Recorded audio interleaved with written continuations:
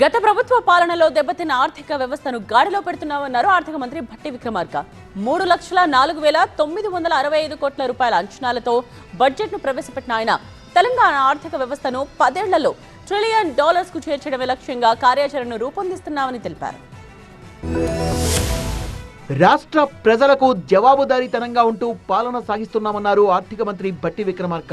తాత్కాలిక దీర్ఘకాలిక ప్రయోజనాల్ని దృష్టిలో పెట్టుకుని పనిచేస్తున్నామన్నారు.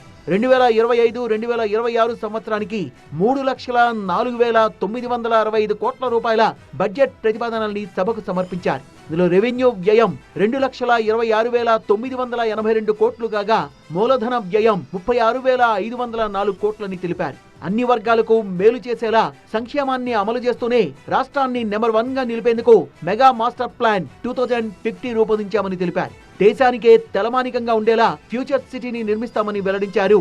అభివృద్ధి సంక్షేమానికి తగినంత నిధుల్ని బడ్జెట్ లో కేటాయిస్తున్నామన్నారు భట్టి విక్రమార్క. నిరుపేదల కోసం, బలహీన వర్గాల కోసం మేము తీసుకున్న ప్రతి చర్య వెనుక ఉన్న ఆలోచన ఇదే. అభివృద్ధి ఫలాలు సమాజంలోని చిట్ట చివరి వ్యక్తికి చేర్చే లక్ష్యంతో అభివృద్ధి మరియు సంక్షేమ రంగాలకు తగినన్ని నిధుల్ని ప్రస్తుత బడ్జెట్లో ప్రతిపాదిస్తున్నాం.